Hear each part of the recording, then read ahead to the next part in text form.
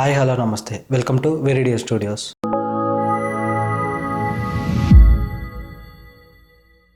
ఈరోజు మనం ఎంతో ఇంట్రెస్టింగ్ అయిన విషయాల గురించి మాట్లాడుకుందాం. దీనికోసం మీరు చేయాల్సింది ఒకటే, మాకు కొంచెం సపోర్టివ్గా ఒక లైక్ అండ్ సబ్స్క్రైబ్ మాత్రమే. మన ఇండియాలో చూసుకున్నట్టయితే ఎంతో పెద్ద వ్యాపార వ్యక్తులు, ఎక్కువ డబ్బు ఉన్న వాళ్ళు ఏం చేస్తారు అంటే expensive things, cars, private jets ఇలాంటివి కొంటూ ఉంటారు కదా. కానీ దుబాయ్ షేక్స్ ఇలా కాదు. వాళ్ళు ఏం కొంటారో తెలుసా? ఏకంగా ఒక చీతానే పెంచుకుంటారు. మరి అంత ప్రమాదకరమైన జీవుల్ని వీళ్ళు ఎందుకు పెంచుతున్నారు? అక్కడ లాంబర్గిని కార్స్ ని, ఏ వస్తువైనా కానీ, ఎంత డబ్బున్న వస్తువైనా ఒకసారి మర్చిపోండి, అక్కడ మీ కార్ కానీ మీ వాచ్ కానీ ఇవేవి మీ స్టేటస్ ని డిసైడ్ చేయవు. దుబాయ్ లో మీరు కార్ లో వెళ్తున్నప్పుడు మీ పక్కన ఏ జంతువు అయితే కూర్చొని ఉంటుందో అదే మీ స్టేటస్ ని తెలుపుతుంది. మనం మాట్లాడుతుంది నిజమైన చీతాల గురించి. ప్రపంచంలోనే అత్యంత వేగవంతమైన జంతువు అది. అక్కడ వీటికి తప్పితే వేరే జంతువులకి విఐపి ట్యాగే లేదు తెలుసా. అక్కడ ఆయిల్ బిజినెస్ తో ఎంతో మంది కోటేశ్వర్లైన అరబ్ షేక్స్ వీళ్ళు వాటిని చాలా ఇష్టపడతారు. కొన్ని వీడియోస్ లో చూసుకున్నట్టయితే మీరు ఆ చీతాలు వాళ్ళ ఇంట్లో సోఫాలోనే చాలా దర్జాగా పడుకొని ఉంటాయి. ఇంకొన్నిసార్లు అయితే ఏకంగా బంగారపు గొలుసులు వేసుకొని అయితే దర్శనమిస్తూ ఉంటాయి. అసలు విషయం ఏంటంటే ఈ చీతాలు మనం అనుకున్నంత ప్రమాదకరం అయితే కాదు. చీతా అంటే ఒక పెద్ద పిల్లికి జాతికి చెందినది. అంటే మీరు దీన్ని ఒక పెద్ద పిల్లిలాగా భావించవచ్చు. అది మామూలుగా ఎవరిని కరవదు. నార్మల్ గా చీత, పులి, సింహం ఈ మూడు ఒకటే అనుకుంటారు, కానీ అది తప్పు.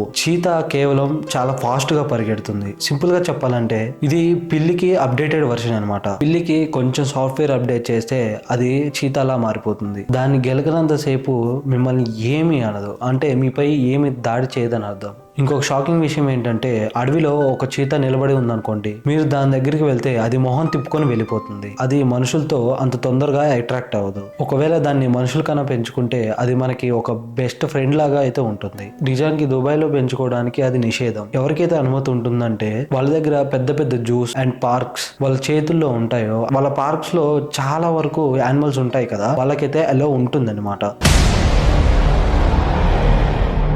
కాశ్మీర్ని భూలోకంలో ఉండే స్వర్గం అని పిలుస్తూ ఉంటారు కదా, అంటే కొంతమంది వరకు. దాన్ని చూస్తేనేమో పక్షవాతం వచ్చినట్లుగా ఉంటుంది. ఇప్పుడు మీరు ఎప్పుడైనా గమనించారా? కాశ్మీర్ లాంటి కొంచెం అందమైన చోటు దగ్గర పెద్దగా ఇండస్ట్రీస్ ఏమీ లేవు. చాలా పెద్ద పెద్ద కంపెనీస్ కి, బ్రాండ్ అంబాసిడర్ కి అది ల్యాండ్ మార్క్ అయితే ఏమీ లేదనమాట. అసలు దీనికి ఫస్ట్ రీజన్ వచ్చేసి ఇక్కడ తరచుగా జరిగే దాడులు. ఇదంతా మనకి తెలిసిన విషయమే. ఎందుకంటే అక్కడ పెద్దగా మార్కెటింగ్ లేకపోవటమే. ఏదైనా ఫ్యాక్టరీ పెట్టాలని అన్ని లీగల్ అప్రూవల్స్ వచ్చినా కూడా తయారైన మెటీరియల్ ని వేరే చోటుకి ఎక్స్పోర్ట్ చేయాలి అంటే అది చాలా తతంగం అయితే ఉంటుంది. ఒకవేళ అక్కడ మ్యానుఫ్యాక్చరింగ్ అయితే వేరే చోటికి వెళ్లే దారుల్లో ఏదైనా దాడి జరిగితే అంటే ఏ కంపెనీ కూడా పెట్టడానికి అయితే ముందుకు రారు. ఇక థర్డ్ రీజన్ ఏంటంటే అక్కడ ఇంటెలిజెంట్ అండ్ టాలెంటెడ్ యూత్ కి కొరువే లేదు. కొంచెం మంచి అవకాశాల కోసం అక్కడ నుంచి భారతదేశాన్ని వదిలేసి వేరే కంట్రీస్కి అయితే వెళ్తిపోతున్నారు. అక్కడ ఉన్న వ్యక్తులు ఏమంటున్నారంటే అక్కడ ఉన్న టూరిజం వల్లే వాళ్ళకి డబ్బులు వస్తున్నాయని అంటారు. టూరిజం అనేది ఒక సీజనల్ బిజినెస్ కదా. ఒక సంవత్సరంలో పర్టికులర్ టైంలో మాత్రమే టూరిస్టులు వస్తూ ఉంటారు. టూరిజం వల్ల పెద్దగా ఏ స్టేట్ కూడా అంత గ్రో అయింది అయితే ఏదీ లేదు. అందుకే ఇప్పుడు ఒక మంచి చేంజ్ కనిపిస్తోంది. అది సంతోషించాల్సిన విషయమే. చాలా ఇన్నోవేటివ్ కంపెనీస్ కాశ్మీర్ లో వాటి కంపెనీలు అయితే ఇప్పుడు స్టార్ట్ చేశాయి.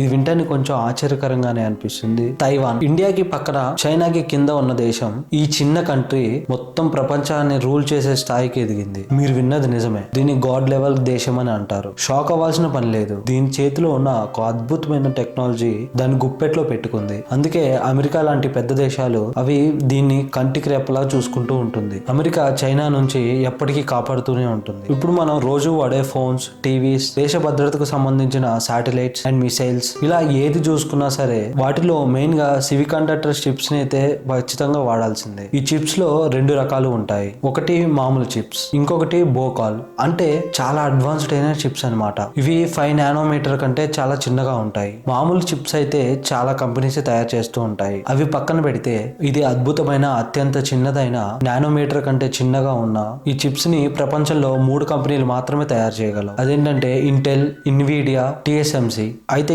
ఇంటెల్, ఎన్విడియా ఈ రెండు కలిసినా కూడా కేవలం 8% మాత్రమే ఈ అడ్వాన్స్డ్ చిప్ ని తయారు చేయగలవు. మిగతా 92% అడ్వాన్స్డ్ చిప్స్ అన్ని కూడా తైవాన్ కి చెందిన TSMC అనే ఒక కంపెనీ మాత్రమే తయారు చేస్తూ ఉంటుంది. మాటల్లో చెప్పాలంటే ఈ అడ్వాన్స్డ్ చిప్స్ కోసం ఫోన్ నుంచి మిసైల్స్ వరకు తైవాన్ మీదే పూర్తిగా ఆధారపడి ఉంది. అందుకే అమెరికా వంటి పెద్ద దేశాలు కూడా తైవాన్ ని ఒక చిన్న పిల్లల్లా చూసుకుంటూ దాన్ని చాలా జాగ్రత్త పడుతూ ఉంటుంది. నిజంగా ఈ చిన్న దేశం అన్ని దేశాలని కూడా చేతిలో పెట్టుకుందనే అనుకోవాలి. అసలు iPhone 17 మార్కెట్లోకి రాగానే ప్రపంచమంతా ఎంతో సంతోషంగా ఉంది. కానీ చైనా మాత్రం పిచ్చెక్కినట్టు ముడుచుకొని కూర్చుంది. ఐఫోన్ మ్యానుఫ్యాక్చరింగ్ కంపెనీస్ అన్ని కూడా చైనా నుంచి తీసేసి మన ఇండియాలో ఇంపోర్ట్ చేయడానికి అయితే చాలా వరకు ముందుకొచ్చాయి. ఐఫోన్ తయారీ పెద్ద మొత్తంలో మన ఇండియాలోనే జరుగుతోంది. అంటే ఇంతకు ముందంతా చైనాలో జరిగేది అనమాట. అమెరికాకి చైనాకి ఉన్న అంత సంబంధం కూడా ఇప్పుడు అంత స్మూత్ గా లేదు. డొనాల్డ్ ట్రంప్ చైనా మీద చాలా ప్రోడక్ట్స్ మీద ట్యాక్స్ అయితే పెంచేశాడు. ఇప్పుడు ఎక్కడ ఏ దేశంలో చీప్ వర్కర్స్ దొరుకుతారు, అది మన ఇండియానే కదా. ఇలాంటివి చూసి మన గవర్నమెంట్ మేక్ ఇన్ ఇండియా అని వాటికి అనుగుణంగా యాపిల్ కంపెనీ వారు రిజిస్టర్ చేసుకున్నారు. ఐఫోన్ కంపెనీ ఇండియాలో చాలా పెద్ద మొత్తంలోనే జరుగుతుంది. అది చాలా స్పీడ్ గానే జరిగిందని అనుకోవచ్చు. వాటి పార్ట్స్ ఇప్పటికీ చైనా నుంచే వస్తున్నాయి కూడా. వాళ్ళు ఇప్పటికీ కూడా కొంచెం ఫోకస్ అయితే చైనా మీద ఉంది. అందుకే మొత్తం దాన్ని ఇండియాకి షిఫ్ట్ చేయాలని అయితే ట్రై చేస్తూనే ఉన్నారు. ఇప్పటి వరకు మెయిన్ ఫోకస్ మన ఇండియా మీదే ఉంది. ఐఫోన్ అసెంబుల్డ్ మొత్తం ఇండియాలోనే ప్రిపేర్ చేసుకున్నారు. అందుకే iPhone 17 రిలీజ్ అయిన తర్వాత ఈ చైనా వాళ్ళైతే చాలా మండిపడుతూ ఉన్నారు.